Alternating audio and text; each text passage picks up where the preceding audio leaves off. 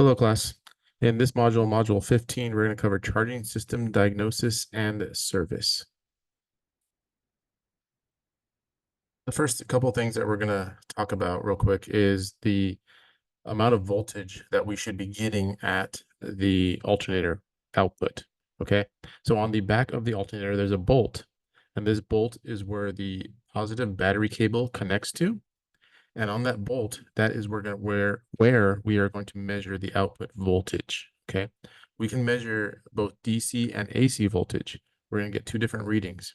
So for now, we're going to measure the DC voltage, and the DC voltage we should get roughly about 13.5 volts.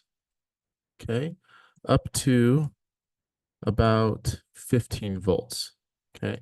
I've seen some vehicles go over 15 volts, say like 15.1, 15.2, and that's okay. If they're below 13.5, that's where we got to like think about it. Okay, is there something else going on? Is the battery good or bad? We could have a bad alternator at that point. You know, those are things we want to get into, start diagnosing and checking.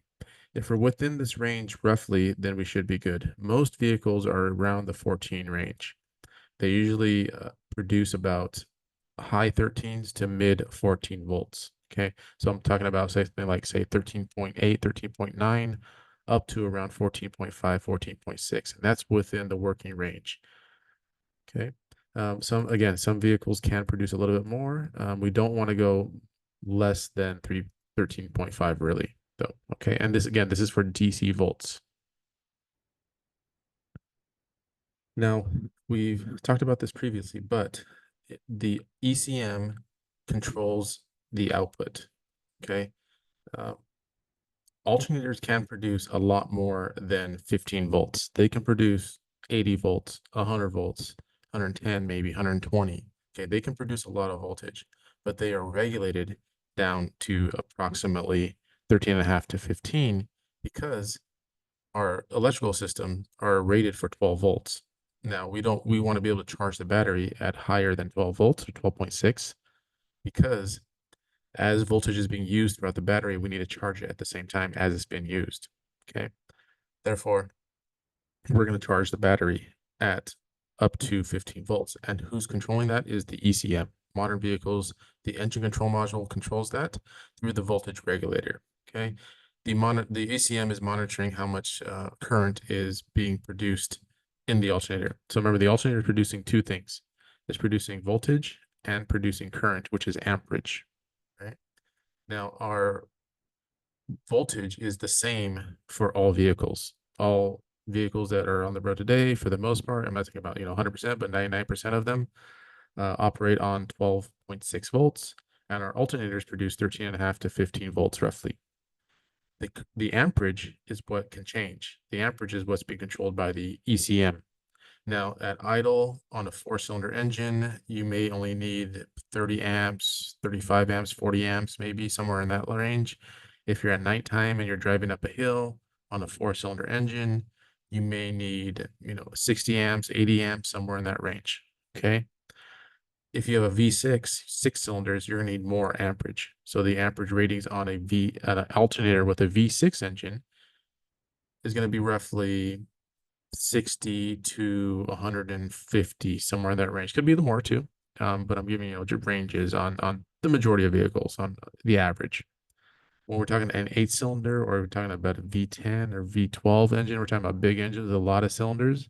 The alternator is gonna be bigger than that. So a V8 can produce, alternating on a V8 can produce as much as 200 amps, maybe 220, 230. A diesel engine, they need a lot of amperage, and they can produce, because they have so many batteries, and they can produce 250, 300 amps. We're talking high amperage. Okay, so the bigger the engine, the more amperage is needed to make the electrical system run properly. In order to do that, we have to have alternators that are designed to do that. Obviously, that's the first portion of it, but the ECM will control how much amperage is needed as the vehicle is moving. The voltage is going to stay the same. The voltage should be consistently, again, 13.5 to 15, but the amperage is what's going to be moving up and down, up and down. The amperage at idle is going to be way less than you need when the vehicle is going uphill at nighttime because all the lights are on. and you have a big, and if you're towing something, even more than that. Okay. So the ECM again is controlling really the amperage of what's going into the battery, how much amperage is being produced. And those are things that we're going to want to check when we do check alternators. Now this just shows a picture of the bolt on the back here. So that bolt, that's the bolt I mentioned earlier in slide number 1, about where the electrical connection is, that for the negative, for the positive battery cable that goes to the alternator. That bolt, that's where we're going to check our voltage. Right here, this picture is showing it with a test light. Test light just tells you if there is voltage. It doesn't tell you how much. So there's a lot of limitations to using a test light. Mainly, we would want to use a meter here, okay, and check how much voltage we're getting out of there. We're not going to check how much amperage we're getting out because we can't do that with a meter, but we can check amperage with an inductive amp meter on the positive battery cable. Okay, a couple of other things to check when you are checking for alternators, when you're checking the charging system and see the operation of it, is the serpentine belt, the drive belt. So there's a difference between a serpentine belt and a drive belt. Technically, the serpentine belt connects all of the accessories together. So your air conditioning, your power steering, if you have hydraulic power steering, and your alternator. And if it has an idler, there's an idler that goes there, possibly on some vehicles. Some other vehicles, even earlier vehicles, had a water pump that was connected to as well. And that's one belt that connects all of them. That's your serpentine belt. The drive belt is the belt that if you have individual drive belts. So some vehicles, some older vehicles, they had one belt for the alternator, one belt for the power steering, and one belt for the air conditioning. Okay. And there were skinnier belts too. What we're looking at here are serpentine belt. This is a serpentine belt that we're looking at. Regardless of the type of belt we're looking at, what we're looking for are these cracks. So if you see a belt that has like chunks missing, like this picture here on the left, or this picture where the person is holding the two belts next to each other, you have all these little cracks in here. Okay, all these little cracks indicate that the belt is wearing down. The new one is here. You see no cracks here. I just circled the new one. The old one has these little cracks inside of it. All right, so that's the one that needs to be replaced. When you see those cracks or you see chunks missing out of it, like the picture on the left, that's when we know we want to replace the drive belt or the serpentine belt. Okay, that's what we're looking for. When we do when we do eventually replace the serpentine belt, most vehicles have an automatic tensioner. So what we're looking at here is an automatic tensioner. And the picture, what it's aiming to show you here is there's marks that we want to line up. Okay. Now this is an automatic tensioner. So the only thing you're going to do is you're going to put a wrench into the square part over here and you're going to turn it one direction or the other. I can't tell in this picture which direction we would turn it on, but we would turn the tensioner one direction, it'll loosen it. We take the belt off, we put the new belt on and slide it over. And then when we let go of the tensioner, it'll go automatically back to the proper tension where it should be. And these marks should line up. That's what we're looking at here. Okay. If they don't line up, then there might be a problem with the tensioner at that point. Okay. Serpentine belts and drive belts have to have a certain amount of tension on them or they will not work. If they don't have enough tension on them, the telltale sign is squealing. So as soon as you put the belt on and there's not enough tension, it's not tight enough, you can touch the belt and try and push it. It should feel like a tight rubber band. And when you start the vehicle and you hear squealing, a really, really loud squealing noise, the belt's not tight enough at that point. So if it's manual, you can go ahead and tighten it manually more. If it's not, if it's an automatic tensioner like this picture here, then our only option would be to replace the tensioner at that point. Okay. Now, in the first slide, I mentioned that we can test direct current and alternating current, or DC volts and AC volts, at the bolt on the back of the alternator. To check DC, our spec is about 13.5 to 15 volts. When we check AC current, alternating voltage, we want to get the lowest number possible. So alternators produce alternating current. They generate alternating electricity, AC electricity. Okay. When they generate it, though, we can't use that to charge a battery because a battery works off DC. So we have to convert it. So the diodes within the alternator, they convert it from AC to DC. They try to convert, and they do a good job of converting up to 99% of the voltage. So let's just say we're making 100% of alternating current. We convert 99% of that alternating current to DC, and that'll be used to charge the battery. But there's a little bit that always gets through. Okay. The diodes are not 100% foolproof. So there's a tiny, tiny amount that will get through of alternating current. Now, that's why we want the lower the number, the better. So when we measure alternating current at that bolt on the back of the alternator, it's the same exact bolt as we measure DC, that where the positive battery cable connects to the alternator. We are measuring AC ripple and we are checking AC voltage at that point. We want a low, low number. Okay, so in this instance, there's a couple pictures here. There's a specification, there's a picture, and there's a specification over here.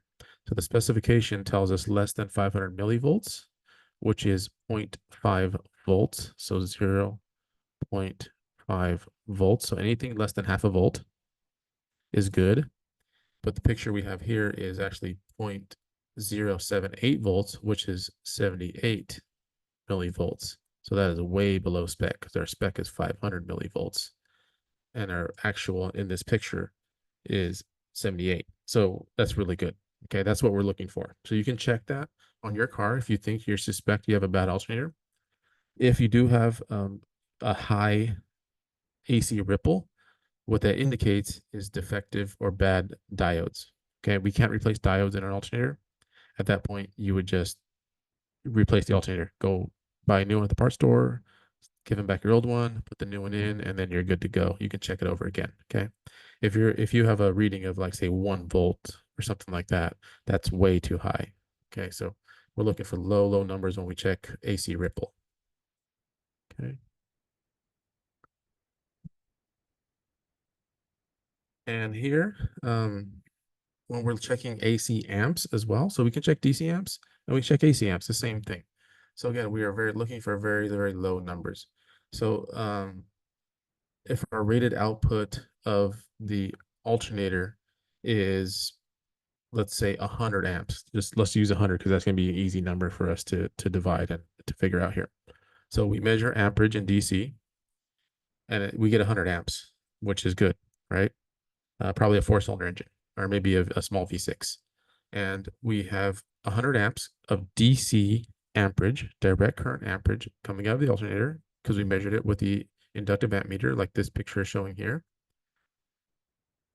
which is good. But then we're going to measure AC amps. So we're going to just turn the dial. We're going to leave the tool exactly where it is. We're just going to turn the dial to AC amps now. Now, what this is saying is that we cannot have more than 10%. So if we had 100% DC, we can only have 10 AC. Okay, so let me repeat that. If we have 100 amps DC, we can only have up to 10 AC and still be good. The alternator can still pass the test, so to say. And that's really maximum. Okay, that's maximum allowed. We want less than that, really. We're looking at 1, if that, maybe 2 AC amps coming out of the alternator while we're having 100 of DC amps coming out of the alternator. All right. So that's maximum allowed value. What we really want though is lower, the lower the better. When we're looking at AC, lower the better. When we're looking at DC, the higher the better. Okay. We do, as part of the diagnosis process, we do have to check the voltage drops. Now, voltage drop is voltage loss or voltage used. A voltage drop meaning that the alternator, let's just say that the alternator here, I'm going to use the top one over here. This alternator is producing exactly, we measured at the bolt and it's producing exactly 14.8 volts. Okay, we measured over here. But we go and we measure voltage at the alternator, sorry, at the battery, we go and measure volt. So voltage at the alternator is 14.8. Then we go and measure voltage directly on the battery with the vehicle running. Okay. And we measured 14.2 volts. Okay. So what happened? So what happens is there's voltage lost between the alternator, which is the source, and the battery. Now, the alternator produces the voltage out of that bolt on the back, and it sends it into the battery cable. That battery cable can go everywhere. It can go throughout the car, can go here, there, everywhere, all over the place. Okay, but eventually it's going to come back to the battery positive cable, right? Now that battery if the battery is located in the trunk and the alternator is located in the front, that battery is going to be the length of the vehicle. The battery cable is going to be the length of the vehicle. If it's located under the hood, then it's not going to be too long. It might be a couple feet, 4 feet, 5 feet, 3 feet, somewhere in that range. Depending on the length of the vehicles, determine how big our voltage drop is. Also, depending on the age and uh, sorry, the length of the cable is going to determine how our voltage drop is going to help determine our voltage drop. And then also the age of the cable is going to help determine how much voltage we're losing too. Okay. So in this case, we're losing, if we would subtract those numbers from each other, we'd be losing 0.6 volts. Okay. The maximum reading typical, we're looking at 0.4 volts. So this is actually too much, a little too much. Okay. We don't want to be losing a lot of voltage. So that's what this is telling us here. The output voltage of the alternator should not be more than 0.4 of what the battery is actually getting. Okay, so the alternator is going to output a certain amount. Most of it should go back to the battery. We can lose a little bit. We can lose up to roughly 0.4 and still be okay. Again, depending on the length of that battery cable and how old the vehicle is and how old that wire is. Okay, that'll all determine on our voltage drop. And the same thing is for the negative side. So the negative side, we don't want to lose, we want to lose even less, 0.2 volts roughly. And if you look at the position of the meter leads, we're actually measuring the case of the alternator to the negative battery cable. So we're measuring the ground side. We're doing the exact same thing over here on the left, but we're measuring the ground side of it. And we don't want to be losing more than 0.2 on the ground side. Okay. And that's what this is saying here.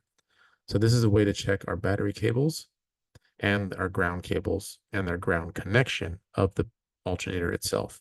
The alternator grounds through the chassis, meaning it's bolted to the engine block, and the alternator's ground is the chassis of the alternator itself. Okay. There's no ground cable on the alternator. The ground cable is on the battery itself. Okay, and we went over this portion. I already gave you the specifications for most vehicles. I don't say all vehicles, but most. And that is roughly 13.5 to 15 volts. Okay. And that's about what the voltage specification would be. And this is, again, this is for DC volts. Okay. The first thing we really should check before you check the alternator is the battery. So you have to make sure the battery is good. Okay. Make sure you read through the PowerPoints too as well, not just listen to them.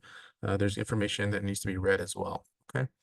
Again, if the engine, so you're the number 2 here just tells us that if you're measuring the alternator at idle, you may not be measuring enough, and then what you need to do is bump up the idle to roughly 1500 to 2000 RPM, and that'll help. Okay, then they'll give you a better reading, because as you're driving down the road, you're not at 750 RPM, you're at 1800, 2000, 2200, 2500 RPM, and that's when the alternator is producing the most amount of amperage and voltage.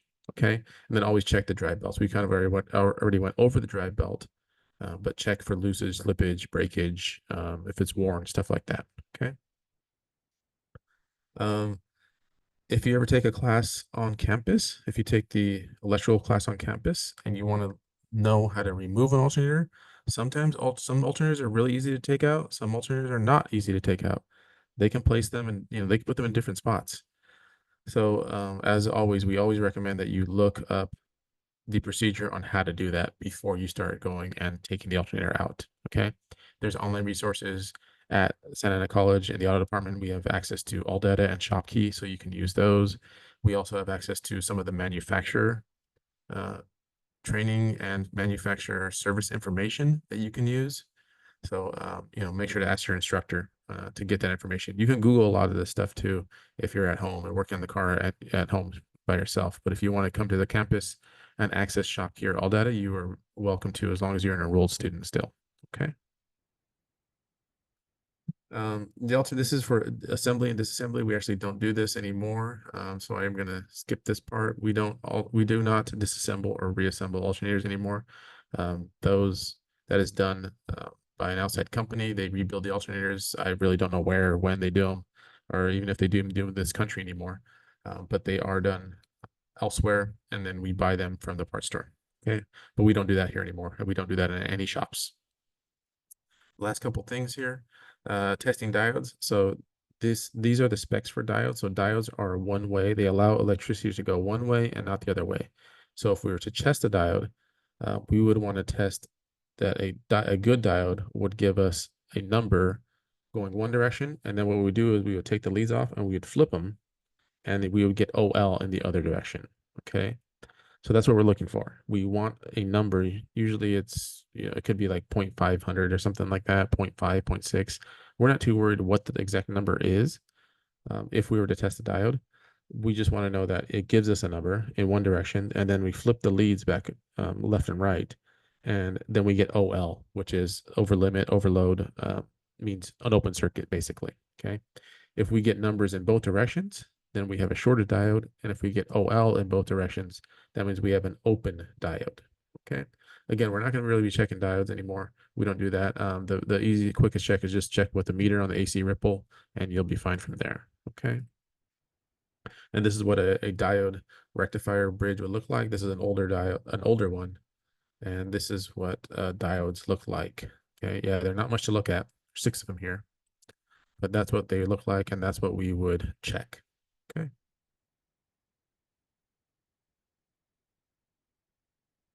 And just the last little slide here. Again, this is just for information, for FYI for you.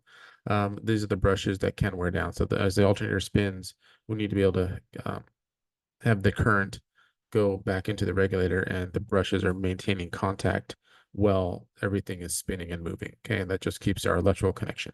All right. So hopefully you've enjoyed this. If you have any questions, as always, make sure you reach out to me. Okay, and have a good one.